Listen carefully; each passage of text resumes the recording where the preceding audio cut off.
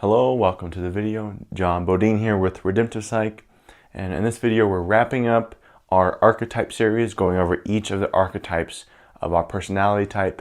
We are finishing up with the bottom function, the most unaware, the most pushed down function in our personality psyche.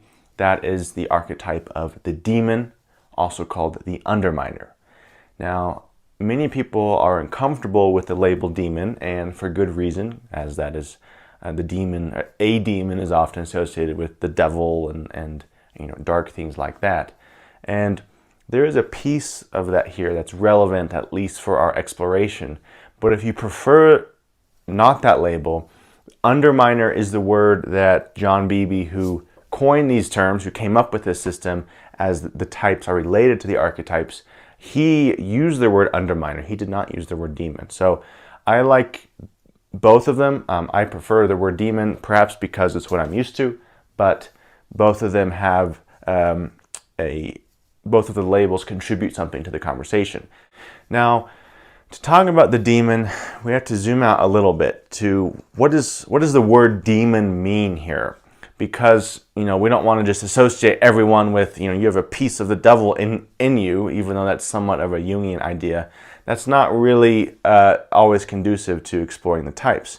So think of the word demon with the 16 types with the word demonize, in that it is a part in our personality that we unconsciously demonize, whether that be we demonize something internally or we demonize something externally. And perhaps it's something that other people, when witnessing us, will demonize about ourselves. And to demonize means to view in a dangerous way, to separate, to push away, to condemn potentially.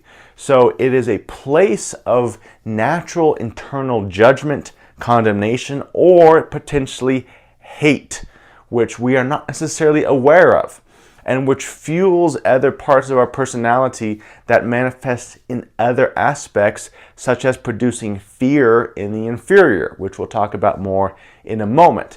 But when you think of the word demon or underminer as attached to your type or to other people's type, think also of the word demonize.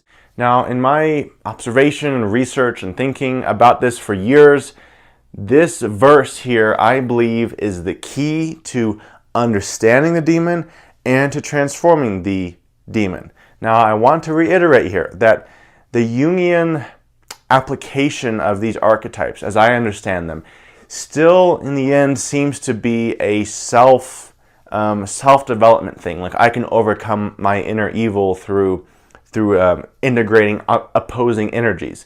Now, there is some deep wisdom to that which exceeds much of my understanding. However, it is my belief, and with this channel here, that when we look into the quote-unquote evil parts of ourselves or others, we might attach that to the word sin nature.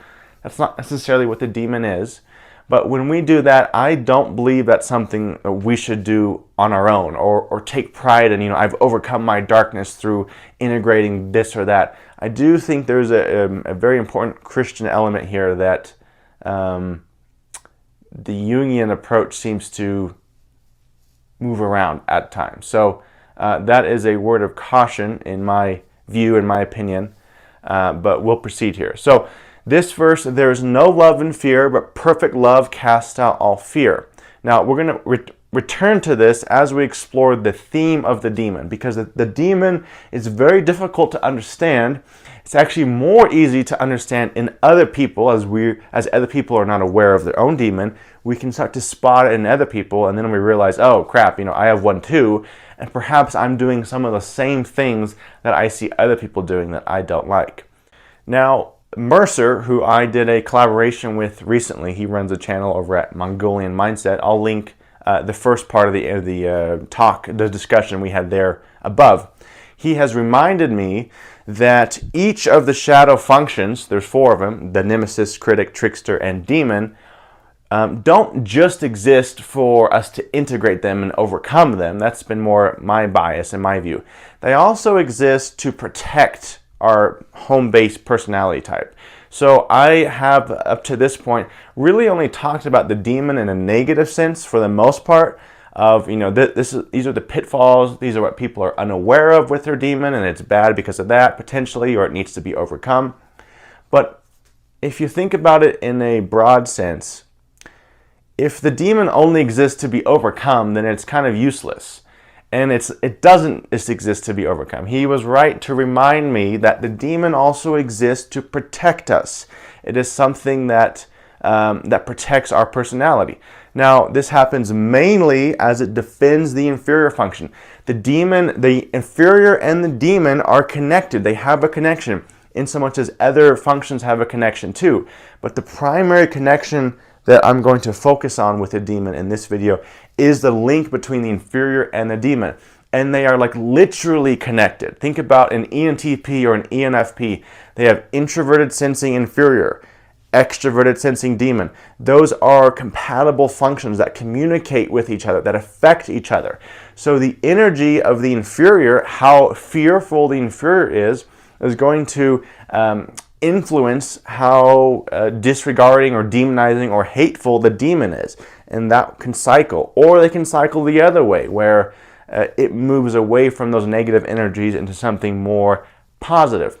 But it's really important to know that the demon and the inferior are literally attached on a string, even though the inferior is something we're more aware of, and the demon is something we're usually very unconscious of. The general theme of the demon, it is, as John Beebe made the argument for and pointed out, it covers the widest chasm from darkness and despair and potentially hatred to redemption and to love and to being used in a positive way. The theme of the demon is redemption and destruction. Its primary orientation is kind of to destroy, not because it itself destroys, but because we're so unaware of it and we push it down, and our relationship with it is tenuous at best, that it causes destruction. It causes undermining because of its unconscious relationship with our types and with ourselves. Now, I talked about the use of the demon, its biggest utility being that it defends the inferior. You will notice this as you learn more about type, or perhaps you already know a lot about type. Maybe you already do notice it. If a type snaps out at someone else, it's often because their inferior function has been attacked, has been stabbed at, and that person's demon comes out to lash back at the other person to protect their own inferior function. So I'm going to go through the types first, and then on the other side of that, we're going to wrap up with some more thematic conclusions and insights. Okay, so we've already talked about the ENPs a little bit. Extroverted sensing demon, ENTP and ENFP. Extroverted sensing is reality, the burden of my environment, the burden of managing the world around me, the burden of other people's experiences, the pain that other people carry. Introverted sensing inferior, which is these types' inferior function. Like we said, insecure about their own experience, worried that they're weak, worried about enduring, a little worried about new and unfamiliar experiences. Extroverted sensing demon acts in fear towards the inferior, as the ENPs are often afraid of the world. They are afraid that they don't have the strength to deal with reality. They are afraid of they hate the inconveniences of reality, of how inconvenient the world is, how impatient that makes them feel. Like, why can't things just work better? They often have a pretty rough relationship with technology or fixing things, because it's a manifestation of the insufficiency of reality as they judge it potentially. And it makes them feel worthless. It makes them feel not worthless as much. It makes them feel weak and insecure, and like they can't handle it. So because their inferior is so sensitive to that, their natural relationship with reality, with extroverted sensing, is to hate it, to dismiss it, to try and push it away, to try and run away. As much as we talk about like INPs, the INFP and INTP being not connected to reality at all, the ENFP and the ENTP more actively run from reality because they're afraid of it. They're trying to get away from it. Now, through their development and integration and transforming some of the darker energy, they can start to face reality and allow it to make them grow stronger. But their natural tendency is to hate reality, to make other people uncomfortable, not necessarily being aware of it. Because they feel weak, they feel attacked by almost everything. Next, extrovert thinking demon. We talked about this briefly too with the ENFJ and ESFJ. They're inferior, introverted thinking inferior. I don't feel like I can think well. I don't feel like I can solve problems. I don't feel like people listen to me. I don't feel like people value my thoughts. I don't feel like people give me the time of day to actually share what I'm thinking, to take what I'm saying seriously. That's a big thing for TI inferior. Do you take what I'm saying seriously? So they struggle with listening. They struggle with understanding other people. They struggle with assuming, extrovert thinking demon, to caricature what other people are saying, to take like one word of what they're saying and saying, oh yeah, well you must mean that. Like, no, that's not what I meant at all. So it acts unconsciously as it demonizes other people's thinking. It misinterprets, it dismisses, it ignores. But the reason why is because they are so filled with insecurity about their own thinking of like, I don't know if I can think through this correctly, that it's hard for them to have any space to give that to other people, to give listening to other people. But the natural state is to potentially make others look bad with extroverted thinking, to struggle with listening to them, to understand them, struggling with anything that other people are saying, and struggling to actually put in the time to research, to read, to look into other perspectives, things like that. Now, when they move through that, these types, the ENFJ and ESFJ, can become voracious readers and very curious and taking in other perspectives. Extroverted intuition demon with the ESFP and ESTP. Their inferior, introverted intuition, is afraid about my choice, my freedom. I don't know what to choose. They often take away choices from other people. They may ruin the choices for other people. They may elevate their extroverted sensing hero so much to say, I'm going to make the most impactful experience in the moment, potentially by doing something stupid like jumping off into a dumpster, which I saw someone do once. And then guess what? Their arm's broken or other people got damaged in that experience. So extroverted intuition demon is about the consequences, the future, the choices of other people.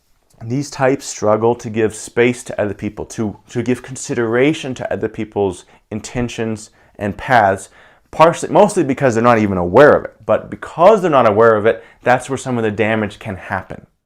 They often run away from having to make a choice, having to choose something because they're afraid to do it. And because of that, they lay the seeds to have a worse future for themselves and potentially have a worse future for other people, particularly when they elevate trying to get the most attention and the most reaction in the moment, and then not realizing that there are bad consequences for that. Okay, extroverted feeling hero. This is demon. Extroverted feeling demon. This is the demon of the ENTJ and the ESTJ. This is demonizing the worth of other people. This is demonizing the emotions, the feelings of other people. This is demonizing the contributions of other people. ENTJs and ESTJs feel very worthless and useless and struggle to deal with their own humanity, with introverted feeling inferior. So they naturally demonize other people. They demonize the humanity of other people. They often have the perspective of other people are not good. They're bad people. They're worse than I am. And they are very insecure with their own worth, that the more they ignore engaging with their introverted feeling inferior, the more they will demonize other people's humanity, to dehumanize other people. This is where ENTJs who run companies, for example, they have this struggle of looking at people only as figures, as percentages, as margin, as opposed to being a beating heart to being a person. Now, there's utility to this, right? Because you don't necessarily want a neurotic artist being your CEO of a company who's like, there's divinity in every person and no one cares about your performance. Obviously, that's not going to be very effective. But the downside of TE hero with these types is to dehumanize other people, to reduce them to a number. But the reality is, the reason they can do that so in such a dismissive way of other people is because they're afraid to deal with their own humanity, to deal with the chaos of their values and their emotions and their sense of worthlessness. So the more we ignore our inferior, the more the demon or the underminer has unconscious control over our type. Moving on to the introverted demons, we're going to go to introverted thinking demon. This is the demon of the INFP and the ISFP. With FI hero, they hold to their values with such conviction. This must be true because it feels good, because it seems good, it seems right. Particularly the INFP, who has these abstract ideas of how the world could be better once their values are spread around. The INFP and ISFP struggle to deal with the truth of life, the truth of reality. Now, this is in, again, direct proportion to their inferior function. They are worried with extroverted thinking inferior about their FI hero values being challenged. Do other opinions, to other thoughts challenge what you value? And if they run away from that, if they run away from challenge entirely, they will become super deceived, super self-deceived, because they will only float around and swim around in the warmness of their feelings and their values and what they believe is good. Now, many of those things that feel good, that feel like, this has to be good, this has to be right, are not as good or as right as they think they are, and it's because they have not engaged with all the facts, with all the extroverted thinking facts. So TI demon exists to refine their values through allowing the INFP and ISFP to take in the thoughts of other people, to actually research things outside of the realm of what they believe is true or good, and consider some different perspectives. So they struggle with, at times, cutting down people, saying TI demon statements. Occasionally, the INFP and ISFP will just rip people with an occasional comment. They're like, well, I don't know where that came from. That's TI demon just slicing something or someone up. They can feel threatened with TE inferior when other people are attacking their reputation, making them look bad, dismissing their standing, dismissing their research, dismissing their values, and they can lash out, potentially without knowing it, and criticize other people. Okay, introverted intuition demon with the ISFJ and the ISTJ. Extroverted intuition inferior, which they have, is afraid of other people's intentions, is afraid of not being wanted. What they don't necessarily realize is that their standards for something being actually desirable are extremely high. And if they, the ISFJ and ISTJ, dug in a little bit to examining what are the things that I actually want or don't want, they start to realize that maybe they want some things for other people that are not so good, that are a little darker, that surprise them of like, wow, I kind of am wanting that person to fail. Now, it's pushed down so much that they're probably not even aware of it. But the reason there's fear here within extroverted intuition inferior is because the ISFJ and ISTJ sometimes want bad things for other people. They sometimes want bad things for themselves, potentially to punish themselves. So until that becomes aware a little bit, the fear of extroverted intuition inferior will grab them and run their lives because they're not aware of the underlying forces, which is NI demon causing fear within the extroverted intuition inferior. Introverted intuition demon exists to free these types from basically the slavery of other people's obligations towards them, to actually pursue something that they want for themselves. It doesn't have to be a giant career change, but it can be something small, or even reading something that they want to read, or going to a restaurant that they want to go to, or going on a trip that they want to go to. Do you allow yourself space to consider what you may actually want? Once they do that, they will see that some of their desires are a little darker, which creates anxiety with their inferior, and then they can do the work of bringing those to some light and then changing them to be more intentional. Okay, I actually want some things for myself, and through that, they will become less afraid of what other people want, of other people's intentions, and other people's desire for them or for other people. Okay, introverted feeling demon with the INTP and ISTP. This is my worth. This is I'm worthless. I'm useless. Extroverted feeling inferior for these types is very reliant on other people feeling good about them, other people investing into them, other people valuing them enough. Introverted feeling demon for the INTP and ISTP often leads to a self-destructive mindset of I'm worthless, I'm rejectable. They reject themselves, they judge themselves, they condemn themselves as inhuman, as worthless, as useless, as you name it. They attach their worth to the amount of problems they can solve for other people. With TI Hero, if I can solve your problem, then I'm worthy. If I can't solve your problem, then I'm useless. It's literally like that simple, and it's such a neurotic internal state that they can live in, even though they often don't look neurotic at all. It's this pushing down of their emotions, of their values, of their worth.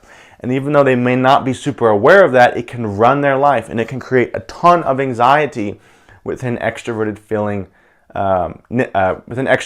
inferior. So doing the work of developing and realizing a sense of worth that is not attached to how other people feel about you, that is the doorway to begin relaxing the demon a little bit and realizing that you are worthy, you have worth, regardless of if other people invest in you or not, or if other people appreciate you or not for the things that you do for them. And lastly is introverted sensing demon, SI demon. This is the demon function of the INFJ and the INTJ. SI demon is self-destruction. It's I'm going to disregard my experience in order to elevate what I'm pursuing with NI Hero. What I want, I'm going to give all that to that. I'm going to disregard the cost to my body, for example, in pursuit of those goals. Now, with them, with extroverted sensing inferior, very afraid to give other people a bad impression, very concerned that they don't have the skill that it takes to perform X or Y task. What they often don't realize is that they judge incoming performances or incoming impressions as awful. They judge other people's performance as terrible. That wasn't good enough. That wasn't good enough. That was awful. That was awful. That was terrible. And that hatred, that bitterness potentially of judging other people's actions, other people's skills, unbeknownst to them, creates anxiety within their inferior. Their extrovert sensing inferior can control them entirely, can lead them into total paralysis until they realize that their judgment of other people's performances, of what other people do, of what other people, of the things that other people do, leads them into insecurity about themselves. There's another verse about, by the standard that you judge, you will be judged. Meaning, it's not just like a divine ordination, it's an internal thing. The way we judge other people internally becomes the standard that we judge ourselves by. And for the demons in general, particularly the introverted demons, but all of them, we naturally judge others, or we judge ourselves. And then that cycle goes to the other side. If we judge others, then we judge ourselves. If we judge ourselves, then we judge others. And we don't realize, most of us don't realize that we actually have an active part in the pull of a demon and in the fear in the inferior that it creates. And that if we just stop judging so much, if we stop condemning ourselves or others, things would relax a little bit and things would be a little better instead of always just in the throes of bitterness or judgment. So SI inferior, SI demon, in the case of the INJs, can build a relationship within their self where they start to invest in their own body a little bit, in their own care, in not trying to conquer the world in a day and not trying to build Rome in a day, for example, because NI Hero thinks it can do that. And maybe it can, potentially, with the INJs, but it comes at a great cost that they're not necessarily aware of. So their inferior, their extrovert sensing inferior, is tied down by their demon the more that the introverted sensing demon judges what other people do. Okay, wrapping up here, we're going to return to this verse, particularly the last part, the last half. Perfect love casts out fear. Okay, we can reverse engineer this to have a great insight about the demon. If perfect love casts out fear, then the opposite of love creates fear and perpetuates fear. And the opposite of love is hate. The hatred within the demon perpetuates the fear of the inferior. The more we are afraid within our inferior, it's likely due to the more bitterness and hatred we have through our demon, because it's pushed down, we're ignoring it, and it will fester and it will pull on us through the fear of our inferior function. Likewise, the opposite exists. If perfect love casts out fear, then that means that the road to love, or the product of love, is the opposite of fear, meaning courage. And courage exists within the inferior. When our hero function says, you know what, I can't do this all on my own. Inferior, I know I feel maybe like I don't like you because you make me feel weak, but I'm going to give you some of my power. I'm going to share some energy with you, and I'm going to help you build up. I'm going to help you tolerate what you can.